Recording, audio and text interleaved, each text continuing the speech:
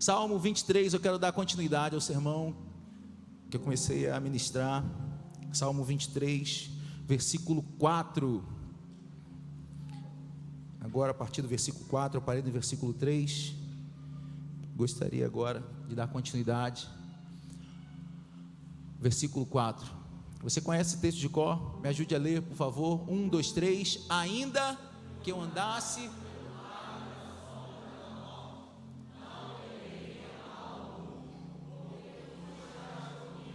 a tua vara e o teu cajado me consolam. Você pode fechar os teus olhos? Deus, eis-nos aqui, ó Pai, precisamos ouvir a tua voz. Se não for a sua voz a falar conosco, ó Pai, não teremos direção. Se não for a sua voz a falar conosco, nós não teremos vida. Se não for a sua voz a falar conosco, ainda que nós andarmos num vale da sombra da morte, nós vamos temer, Pai. Na verdade não sobra nada de nós, mas estamos de pé graças à sua voz. Então essa voz que é ministrada através do Espírito Santo, que ela tenha liberdade aqui no nosso meio, que ela fale com cada um, ministrando individualmente aquilo que o Senhor deseja. Que hoje haja consolação, que hoje haja repreensão, que hoje haja, ó Deus, renovo do teu Espírito Santo, que hoje haja salvação. Aqueles que estavam longe, aquelas ovelhas que estavam longe da sua casa, que hoje encontre lugar no aprisco. É o que eu te peço em nome de Jesus. Amém e amém. Estamos falando acerca do Salmo 23. Salmo 23, que é um dos salmos mais citados da Bíblia. Podemos falar que é um dos maiores amuletos bíblicos que existem. Tem irmãos aqui que tem quadro do Salmo 23, outros têm blusa do Salmo 23. Esses dias fui dormir e homem, né? Homem só pensa em namorar.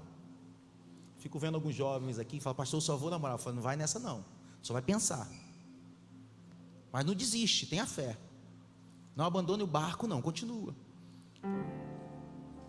Eu sei que quando a Ellen já não quer, ela já coloca aquela roupa de igreja. Quando a mulher está naqueles dias, né, dos hormônios estão aflorados, a mulher coloca aquele baby doll bonito. Aí esse dia eu estava lá, né, falei: é hoje, Jeová, orei, jejuei, que tem que jejuar de manhã o homem, porque se tiver jejum esperando namorar, não pode. É o que o Paulo fala. Quando eu chego para deitar, ela está com a blusa do Salmo 23. Eu falo: ai, não dá, senhor. Ai, não tem condições, me ajuda. Elas já falam assim: ó, nem tenta. O Salmo 23, ele é um amuleto que muitos de nós às vezes utilizamos, mas ele é um cântico. Se você puder deixar o versículo 4 para mim, tá? Ele é um cântico composto por alguém que não somente foi inspirado por Deus, mas ele é um cântico que foi composto por alguém que já viveu tudo isso que ele falou. Eu falei aqui na semana anterior que tem coisas que nós vivemos que nos dão autoridade para falarmos. Quem sofreu já alguma perda familiar tem autoridade para chegar quando alguém perde uma outra pessoa e consolar ela, porque ela já passou por aquilo, não é verdade? Algumas experiências que nós não passamos não nos dão a verdadeira autoridade para falarmos. Mas nós estamos falando de um homem que antes de ter coroa na cabeça, ele servia o pasto. Antes de ele se assentar num trono, ele cuidava de animais. Antes mesmo de ser chamado para sentar à mesa na família, ele tinha o costume de enfrentar desertos. Ele sabia como era a vida de um pastor. Ele tinha autoridade para falar o que é ser um pastor. Ele tinha vivência. Por isso que eu tenho falado isso muito. Não reclame dos processos que Deus tem te dado, porque são esses processos que vão te dar autoridade para que lá na frente você possa levantar a sua mão e falar em nome dele, porque são os processos que nos ajudam, são os processos que nos certificam, que nos dão autoridade para ministrar algo sobre um tempo, sobre uma nação, sobre um grupo. Não reclame dos processos. O processo faz parte do chamado. E Davi agora ele começa a ministrar o versículo 4, trazendo à sua memória algo que ele viveu, mas através agora de algo que o coração dele está compondo. Ele fala: ainda que eu andasse pelo vale da sombra da morte, eu não temeria mal algum, porque tu, Senhor, tu estás comigo. Existem lugares que são o Senhor. Na verdade, existem lugares que é o Senhor que nos conduz. Tem lugares que é o Senhor que nos coloca. Tem lugares que é o Senhor que pega a nossa mão e nos leva. Um exemplo disso foi ministrado semana passada, Ezequiel capítulo de número 37. O que o profeta vai dizer?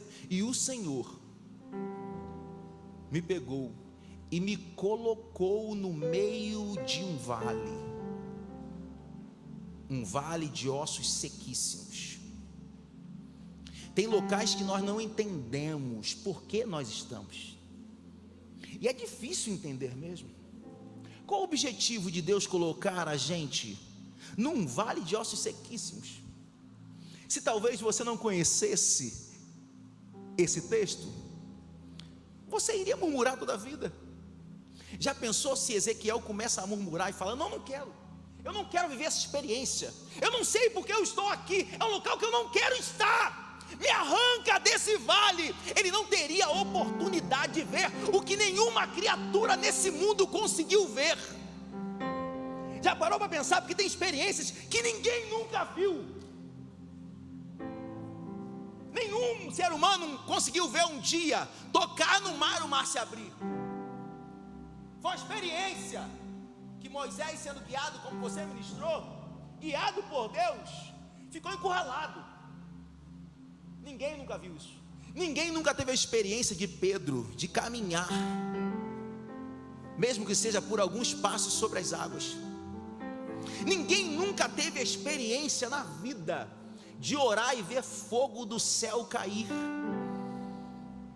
Ezequiel agora está tendo uma experiência, porque Deus o colocou para viver.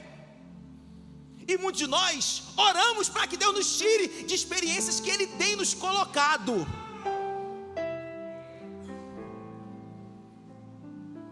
Foi Ezequiel que foi conduzido.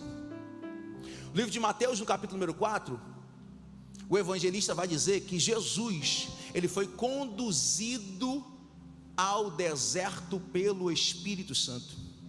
Pastor Bruno, o senhor não entende o deserto, mas tem deserto que é o Espírito Santo nos conduzindo para nos dar experiências.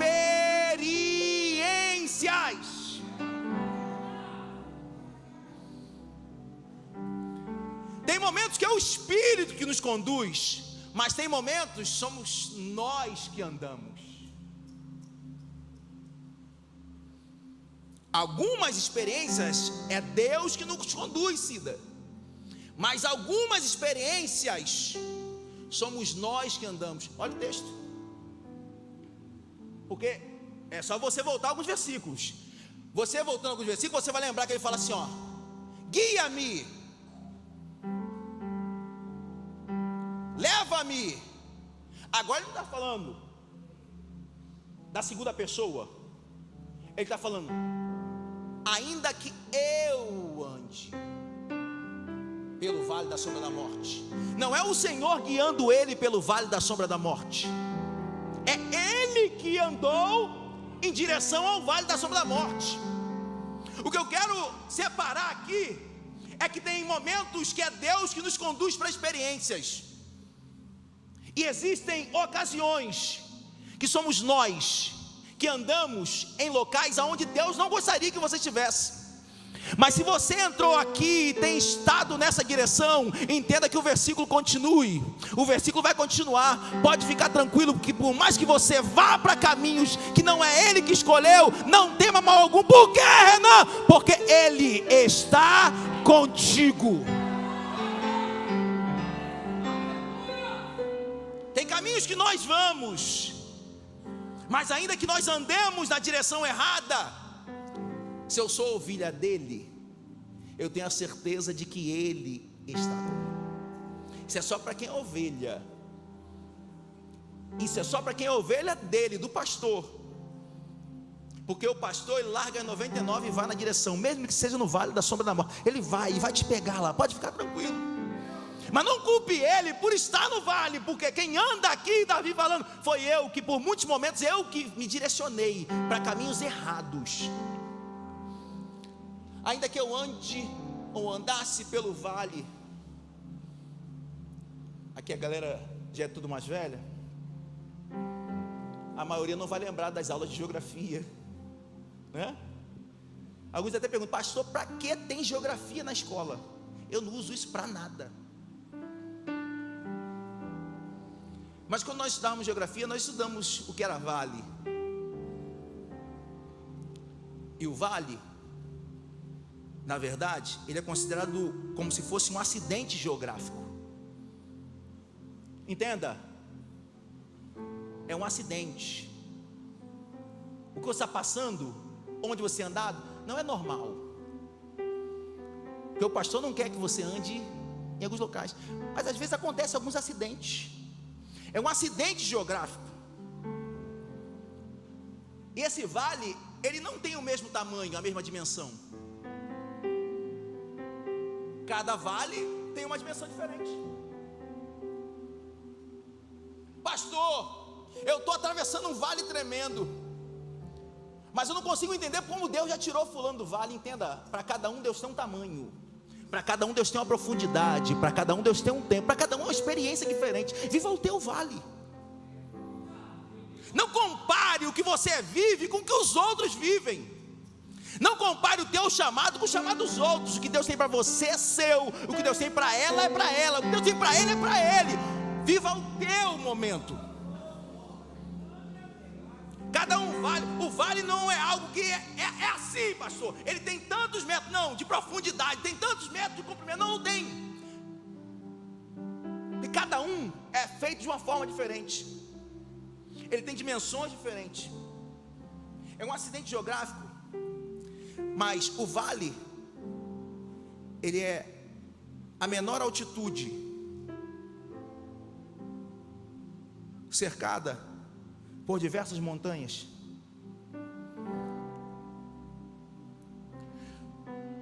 O vale é como se fosse uma depressão no meio de um relevo. É algo fundo, cercado por outros muito altos.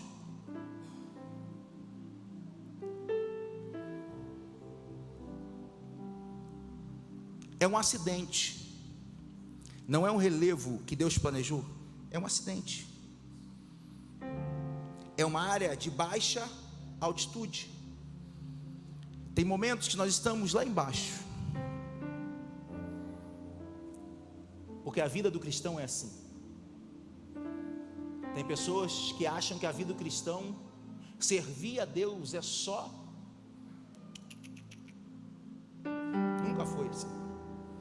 O próprio Cristo vai dizer: no mundo tereis aflições, vocês terão vales, mas tendes bom ânimo, porque eu venci, e se eu venci, vocês vencerão também.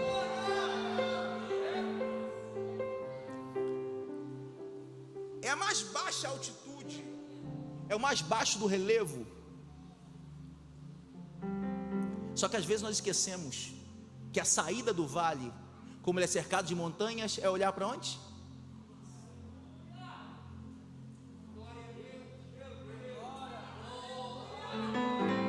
Elevo meus olhos para o monte. De onde vem o meu socorro? O meu socorro vem do Senhor, que fez o céu, a terra, fez esse vale também, e fez o monte, e vai mostrar o caminho por onde eu devo sair. O problema é que quando nós entramos na depressão do relevo, esquecemos de olhar para cima, porque achamos que nós mesmos temos condições. A condição não está embaixo, a condição não está à tua frente, a condição está em olhar para o alto. Pare de ficar lutando pelo seu casamento com as suas próprias forças. Para de ficar lutando por esse filho com as suas próprias forças. Para de ficar lutando contra esses opositores que ficam falando um monte de baboseira nas redes sociais. Ei, pare de tentar com a sua força. Entenda que a saída dessa depressão é somente olhando para o alto.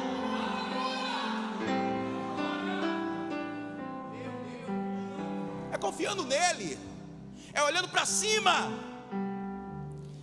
Mas tem momentos na nossa vida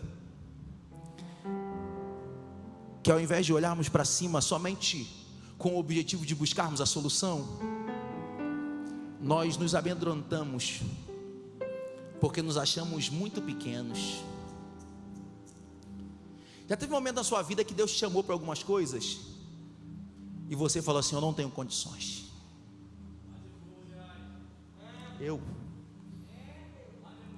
Às vezes alguns profetas te entregaram algumas coisas, falando assim: ó, você vai passar por essa porta, e você fala assim: eu não.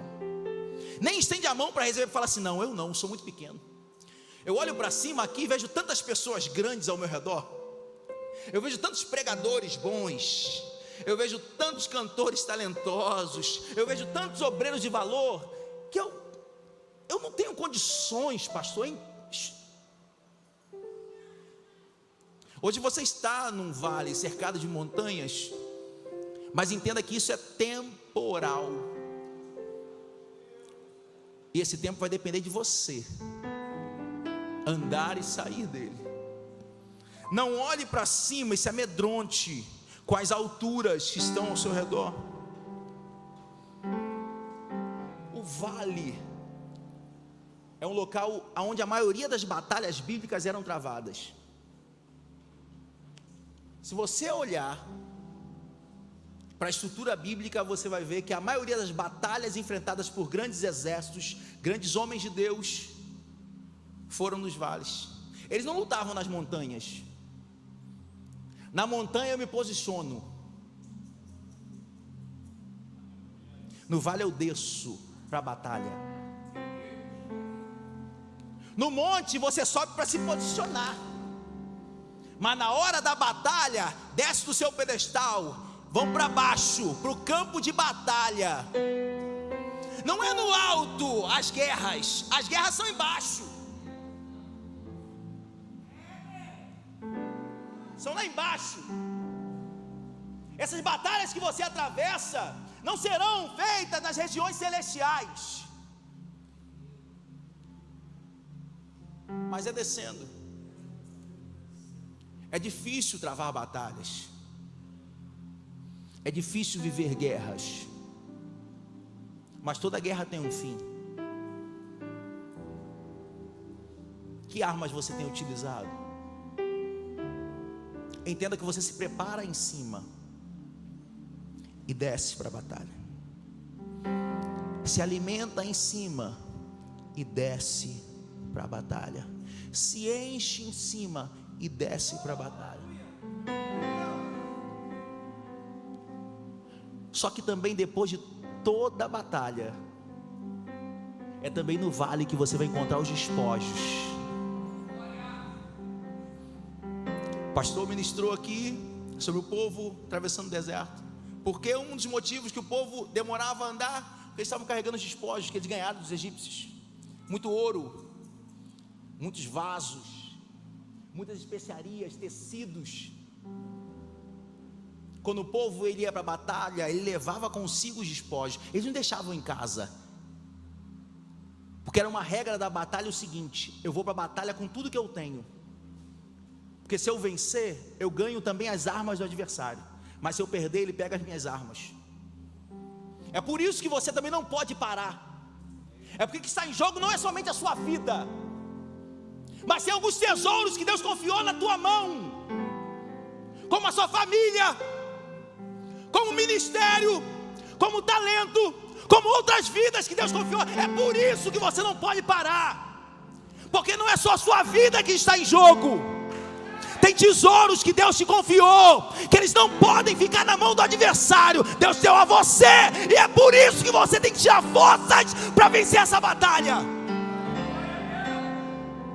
Se está difícil lutar só por você, busque força pelos seus. Você pensa que tem momentos que eu já pensei em parar várias vezes. Jorge está comigo há muitos anos. E quantos anos atrás, Jorge, eu falava, eu vou parar. Cansei, Jorge, eu estou cansado de bater contra o sistema. O Jorge falava assim: você não pode parar, porque existem outras vidas que dependem de você. Aquilo doía, porque o meu coração na verdade queria parar de sofrer. Mas ele mostrava em Deus, Deus usava ele, falava assim: ó, não é só você. Você carrega espada na sua mão, você carrega ouro, carrega prata, carrega vasos de bronze, vasos de ouro, vasos de barro, mas tem um monte de vasos que estão aí contigo, e você não pode perder essa batalha, Renan. Isso tudo está no mesmo vale da briga, no mesmo vale da luta, estão os despojos. É nesse mesmo vale que você vai encontrar também alguns suprimentos. Porque quando você anda em algumas regiões, você precisa de água, você não vai para o alto para procurar água. O Alan trabalha com parte ambiental aqui. A maioria dos rios, Alan, por onde você passa, cuidando do meio ambiente, estão nos vales. Porque o rio desce o monte e encontra o caminho no vale. Eu reclamo do vale, mas entenda que é no vale que você vai encontrar suprimento. É no vale que você vai encontrar outros animais, para que ali você também se alimente. O vale não é lugar só de luta, mas é lugar também de se alimentar, porque é no vale que você encontra a vida. Quer ver? É simples. Vá no estado de Minas Gerais, aonde são localizadas as maiorias das cidades de Minas Gerais. São nos altos das montanhas? Não. É onde? Nos vales. Chega no centro de uma cidade, olha ao redor, você vai ver que tem montanha em tudo que é lugar.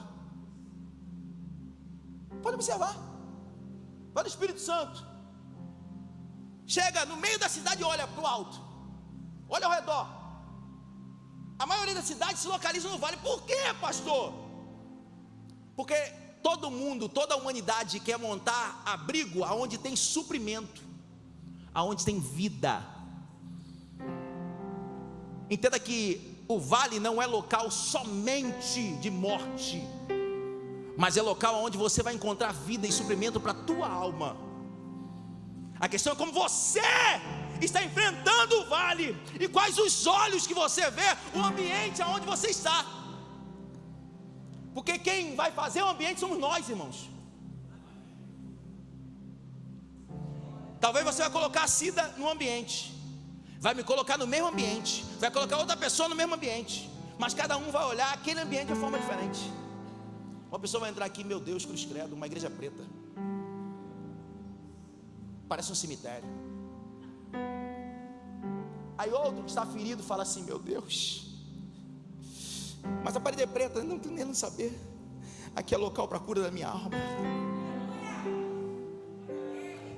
Está entendendo como o ambiente ele é de acordo com como você está, como os seus olhos estão. Então pare de olhar para o vale como um local monstruoso. O local é de guerra, mas é temporário. É um erro? É. Mas se você quiser, daqui a pouco você está andando por veredas. É você que escolhe. Mas uma coisa que eu aprendo com Davi, ele não fala, ainda que eu pare no vale. Davi não fala, ainda que eu descanse no vale. Davi não fala, ainda que eu morra no vale. É Davi falando assim, ó: por mais que venha divórcio, eu não vou parar de andar. Por mais que meus filhos não estejam na presença, eu não vou parar de andar. Por mais que minha casa esteja em desordem, eu não vou parar de andar. Por mais que me critiquem, eu não vou parar de andar. Por mais que me olhem torto, eu não vou parar de andar. Eu não vou parar de andar. Seu caminhar, eu sei que é difícil conseguir. Quando tudo lhe faltar, esse cenário vai mudar e a sua hora chegará. Há tempo pra tudo.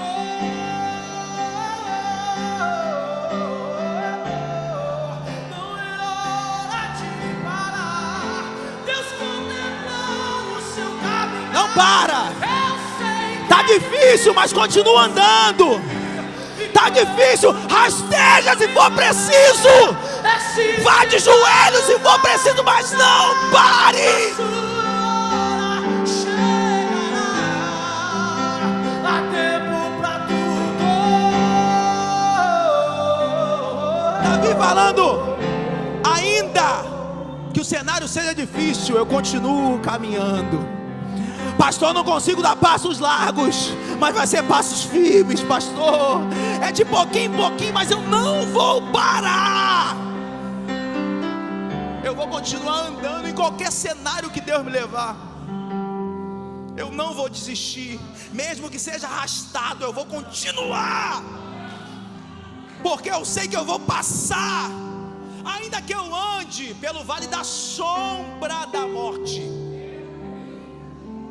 Entenda uma coisa: o vale não é da morte, o vale é da sombra. O vale que Deus tem te colocado não é da morte. Por que não é da morte? Entenda uma coisa: a morte não tem poder de te tocar. Jesus vai dizer o seguinte: aquele que crê em mim, Marta, aquele que crê em mim jamais verá a morte. Então a morte vai ser uma coisa que você nunca vai ver, só para aqueles que têm um pastor. Você que é filho, você que é ovelha desse pastor, a morte nem chega perto de você. Não chega. Pastor, e se eu já estiver morto? Ainda que esteja morto, Marta, viverá.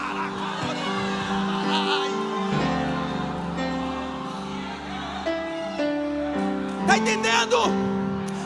Aonde Deus tem te colocado não é para morte, não é de morte, não é para morte, não é de morte, não é para morte, não é de morte, não é para morte, não é de morte. Por quê? Porque a morte não tem poder sobre você, não tem poder sobre a sua casa, não tem poder sobre os seus relacionamentos, não tem poder sobre o teu chamado.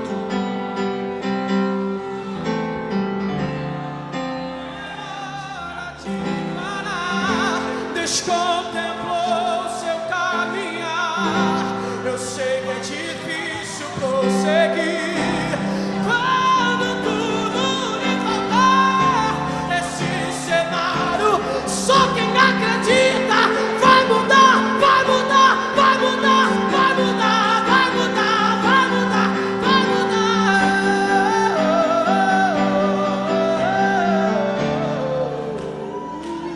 Ei!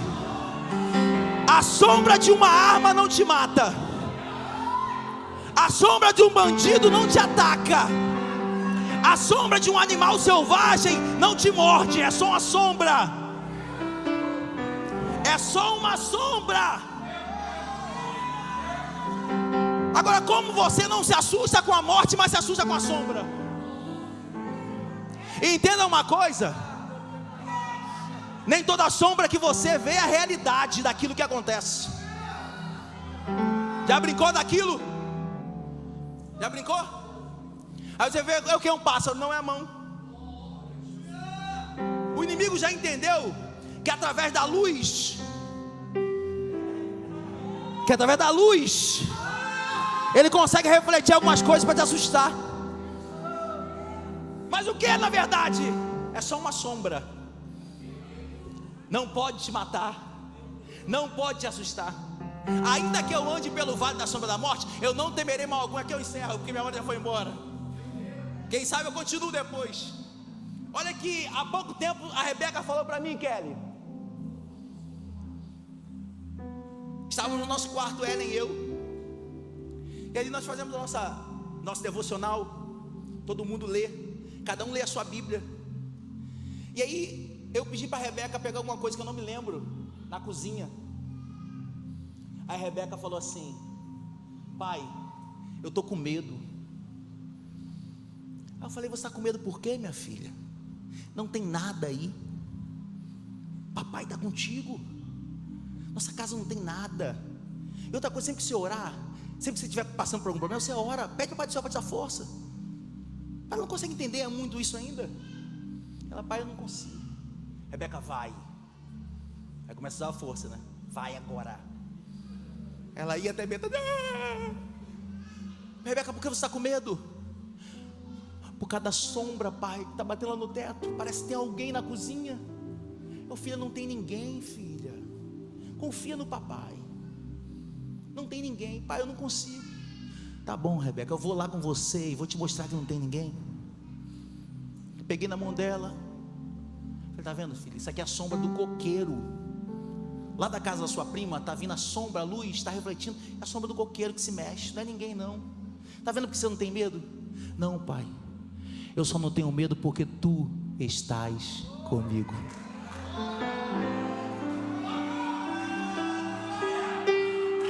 Eu não temerei mal algum. Por quê? Porque tu, pastor, estás comigo. É mais forte do que eu, não tenho força, mas o que me dá força é saber que você está de mão dada comigo. E quando você está de mão dada comigo, nada me assusta, eu supero todas as coisas. Ei, por mais que você atravesse caminhos difíceis, complicados, caminhos que parecem de morte, entenda que você tem um Pai que está contigo de mão dada, e Ele te protege de tudo, te protege de todos. Não tenha medo. Por quê? Porque tu, Deus, porque tu, Pai, estás comigo. Ei, Pai, você está comigo, então você me ajuda a andar. Já foi a nossa hora. Preparas uma mesa perante mim. Vou pular no 5, já vou para o 5. Não dá. Preparas uma mesa perante mim na presença dos meus inimigos. Preparas uma mesa perante mim. Porque quando você é convidado para ir na casa de alguém, a mesa está pronta, não é? Alguém te convida, ele não te convida para você preparar a mesa, correto?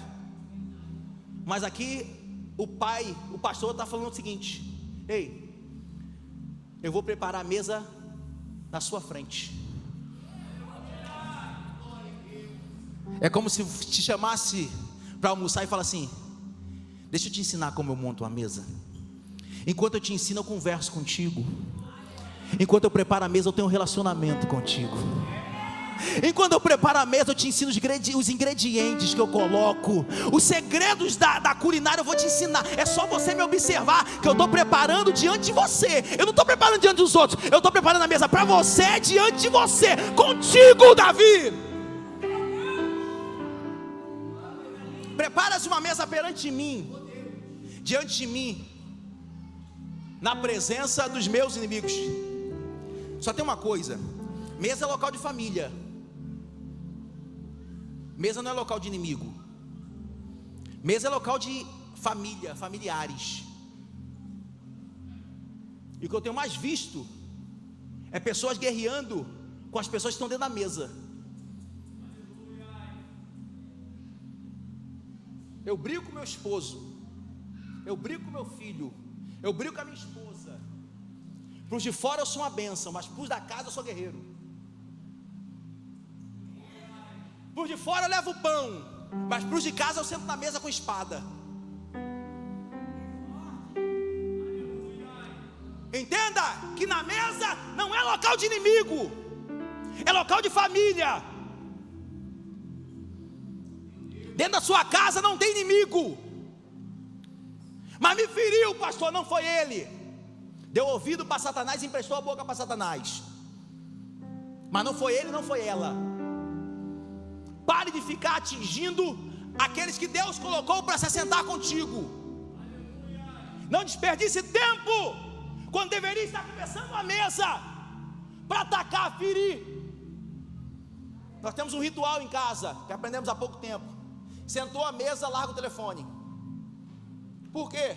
Porque ali é local de conversarmos.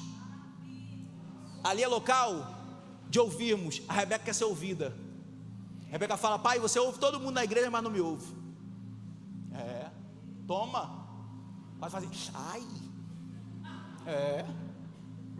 Dá atenção para o teu patrão. Você dá atenção para o teu pastor te liga, você, a hora que for, ele atende. Teu líder, você. Mas os seus filhos, você não tem um minuto para brincar.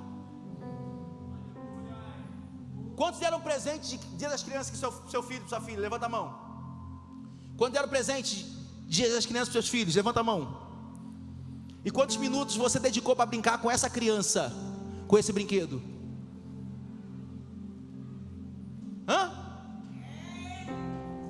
Você está ensinando para ele e para ela que a vida é de compra. Você dá e troca. Só que a vida é feita de relacionamento. É por isso que temos famílias fracas. Inconsequente, nós temos ministérios fracos. Porque o nosso primeiro ministério começa em casa. Preparas uma mesa perante a minha família primeiro, depois senta inimigo. Primeiro é minha casa, primeiro é minha esposa, primeiro é minha filha, primeiro são os que estão comigo ali, depois senta inimigo. Relacionamento tem que imperar na mesa. E entenda que quem Deus colocou para estar contigo não é para batalhar contra você. Use as ferramentas certas. Preparas uma mesa perante os meus inimigos. Unges a minha cabeça e o meu cálice transborda. É Davi falando assim, ó: me faça seu representante na terra. E quando descer, não somente enche o copo, porque quando enche a vasilha, ela preenche somente aqui dentro.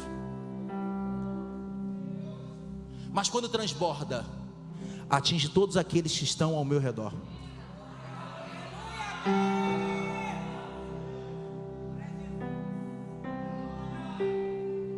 O chamado de Deus não foi feito para ficar somente contigo. Se você não aceitar transbordar, Deus não está contigo. O que Deus tem te dado é para atingir a todos que estão ao seu redor.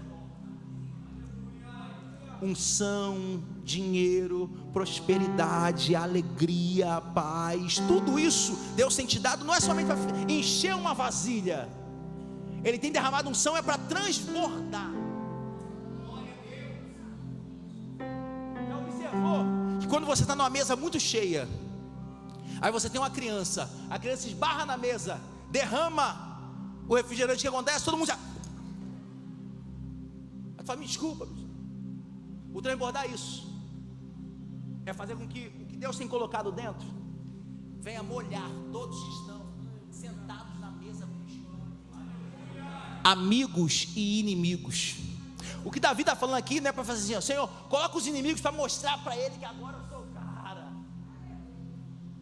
É Davi falando assim: não, a unção que foi derramada sobre mim, mesmo que venha me atingir, mesmo que venha falar mal de mim, mesmo que venha me atacar, mesmo que venha levantar calúnia, a unção que vai descer aqui vai pegar eles também, vai mudar eles também, vai encher eles também, porque a unção vai transbordar. Fica de pé em nome de Jesus.